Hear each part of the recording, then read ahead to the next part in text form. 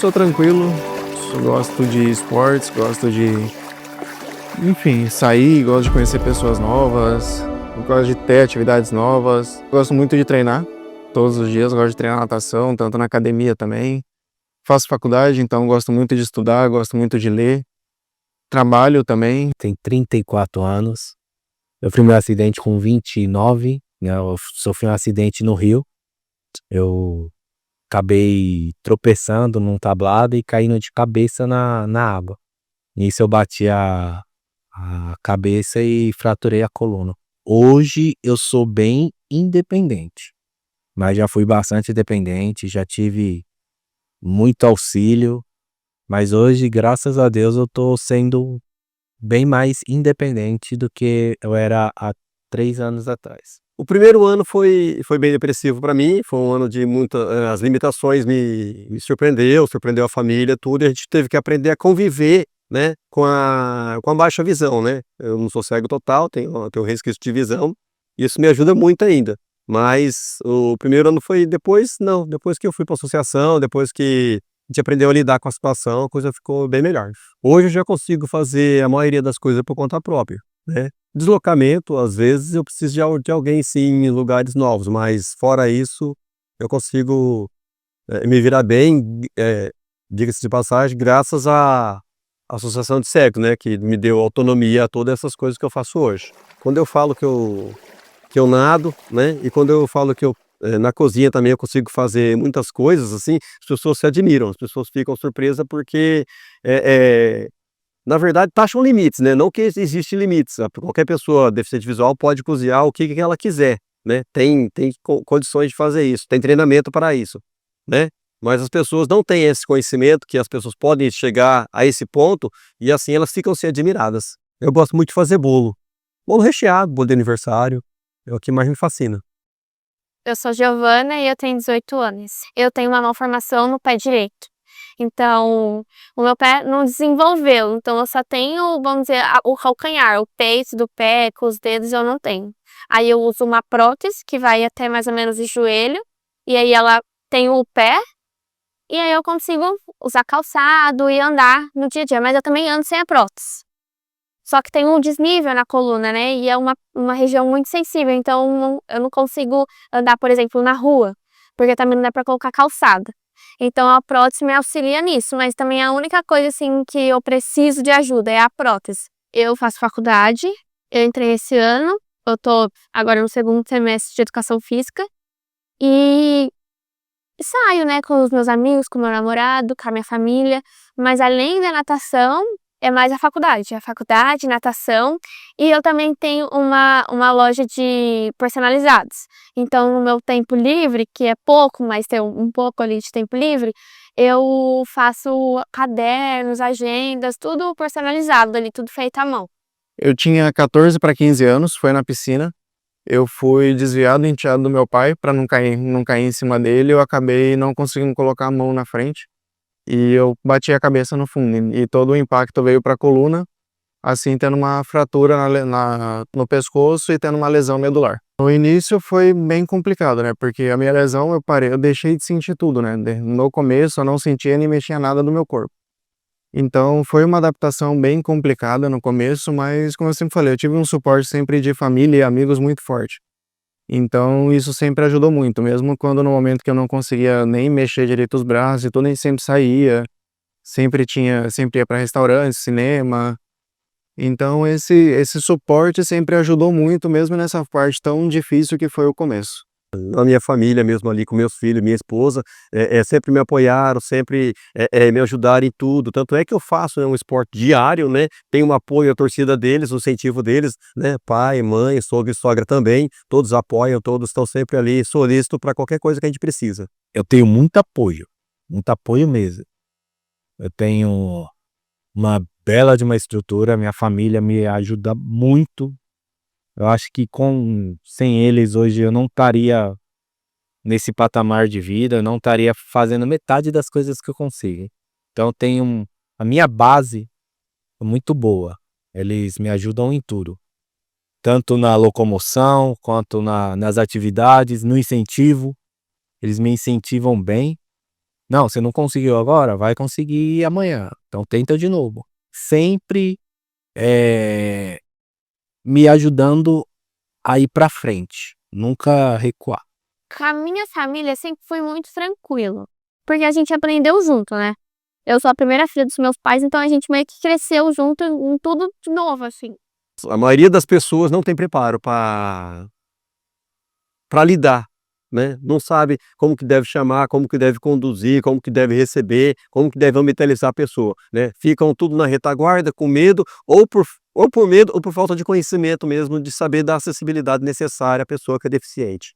Eu gostaria que as pessoas, assim, caso ela tenha alguma dúvida, pergunte. A gente repara muitos olhares. Olhares de coitado, olhar de: "Nossa, será? O que que aconteceu com aquele menino?". Muitas vezes curiosidade, desprezo. E as pessoas ainda levam isso como se fosse algo extremamente diferente, sabe. Porque ninguém é igual. Não é porque eu sou diferente que você tem que me olhar diferente. Porque querendo ou não, a gente é a mesma coisa, humano, feito de carne e osso, sentimentos. Então é só um detalhe que muda, e as pessoas não conseguem entender isso. Existe muito desprezo ainda, né, muitas pessoas ainda elas fingem que não são preconceituosas, mas as atitudes delas demonstram isso aí, entendeu? Deixa a conotação de que realmente existe, assim, um grande preconceito, na maioria das pessoas ainda. Eu sempre fui atleta, desde antes do meu acidente. Então eu sempre gostei muito da questão competitiva, treinar, né, essa pressão, vamos dizer assim, do treino, o campeonato chegando perto, essa emoção de estar no ambiente esportivo. E então, assim, quando eu conheci, na verdade, eu conheci bem por acaso aqui, eu conheci a Micheline por nome, mas a partir do momento que eu conheci um amigo em Brasília, no hospital que fazia reabilitação, a gente conversando de esporte, eu sou da sua cidade também, né? Eu descobri que ele era da minha cidade. Ele falou: "Ah, por que você não tenta, né, conversar com a Micheline, começar na natação?" E aí, daquele dia que eu voltei até hoje, eu continuo e gosto muito. É um benefício gigantesco, tanto físico quanto mental, e também por sempre ter gostado desde criança desse ambiente. A convite de um amigo, né, eu na associação de cegos, ele ia parar de nadar, Michelini pediu para que se ele parasse, ele arrumasse alguém, e eu passando no corredor assim, né, ele me chamou na sala que ele estava sendo atendido na associação de cegos e perguntou se eu queria nadar. Eu não sabia nadar, sempre tive esse sonho de aprender a nadar, porque nas festas que a gente ia, que tinha piscina, tudo, eu via as pessoas nadando, e eu não sabia nadar, e eu tinha esse desejo no meu coração de aprender a nadar, mas nadar de verdade, não só um cachorrinho à sobrevivência, na verdade nadar como profissional. Tava numa bad de ficar só em casa por causa do acidente, e por causa da minha família tendo muito apoio, falou: "Não, vamos fazer alguma coisa, vamos fazer, você tem que sair disso aí, vamos fazer uma natação". Eu me apaixonei logo de cara pela natação, então acho que foi muito mais fácil por conta disso. Porque eu gostei realmente. Aí minha meta falava: "Nossa, você vai competir e tal". Eu falei assim: "Mãe, não, é só pra eu aprender a nadar". Então eu gostava de vir aqui, nadar, interagir e tal. E aí depois que eu fui pra minha primeira competição, foi muito legal. Aí com 6 meses depois, no primeiro master que teve no SESI, eu já estava competindo. Meu primeiro dia foi basicamente nem dar nenhuma abraçada nem nada, foi só conseguir ficar flutuando na água. Era com vários macarrões tanto na cintura, na perna. O Luiz, que é o nosso treinador hoje, ele na água comigo, segurando minha cabeça, que eu nem conseguia sustentar a cabeça. Então, o primeiro dia foi assim, mexendo bem pouquinho os braços, porque ainda não tinha nessa respiração, essa força na água. E pouco tempo depois eu já estava sozinho, sem nenhum treinador junto, assim, sempre observando, né, como eles sempre fazem até hoje, mesmo depois de tantos anos treinando. Mas foi uma coisa desafiadora pra mim. Meu primeiro dia eu acho que foi um dos mais difíceis que eu tive, de poder ter a sensação de entrar numa água de meio. Eu não sabia se eu chorava, se eu dava risada, mas eu sei que eu saí com a sensação de estar vencendo, superando cada vez mais os meus limites, sabe? Que aquilo ali pra mim não foi o fim.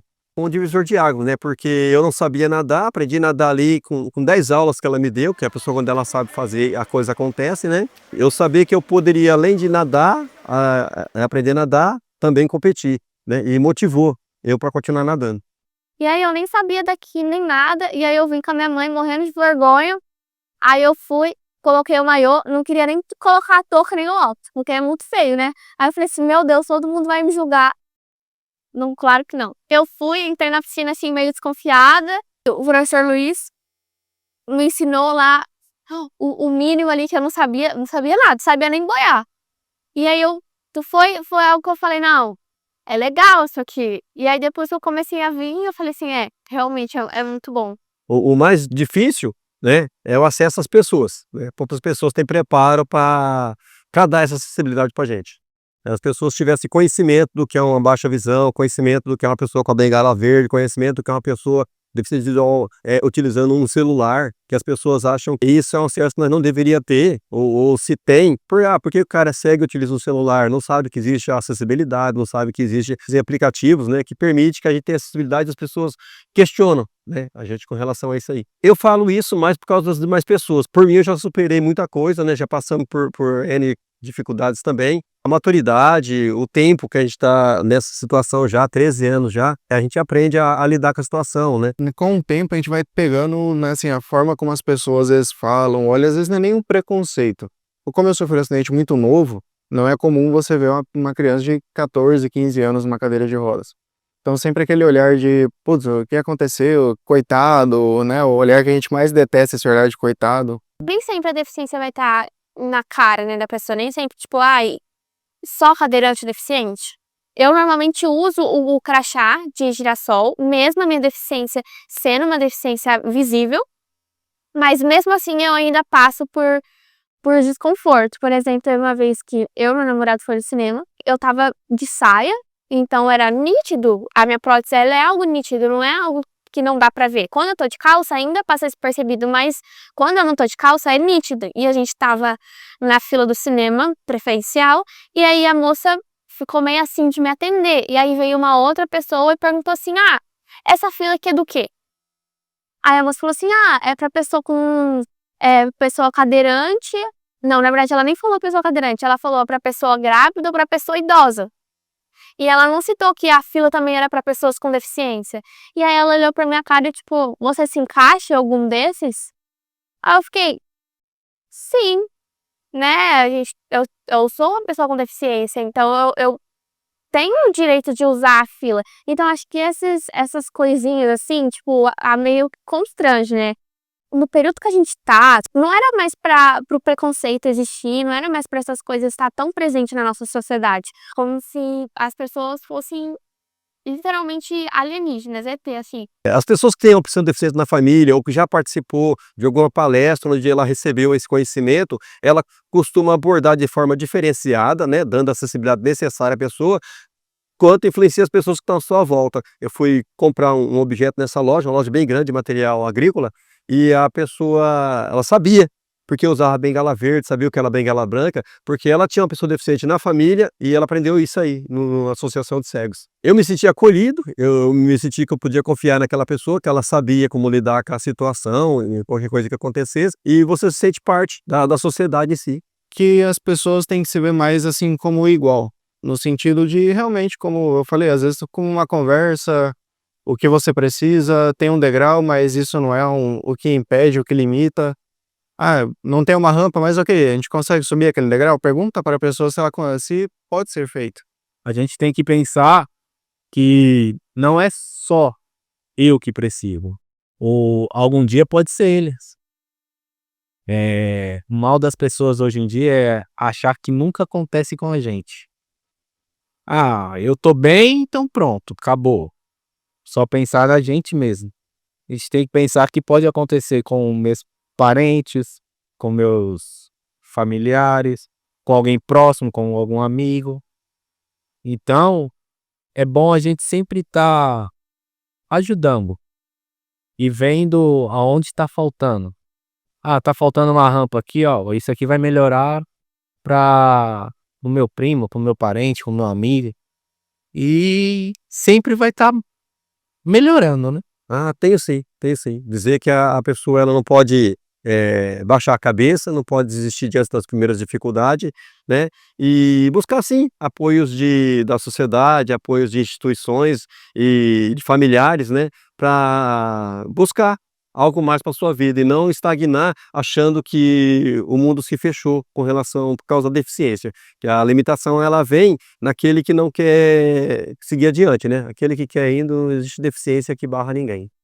Seria isso, acredito que mais a empatia das pessoas em relação às situações, né, como um todo.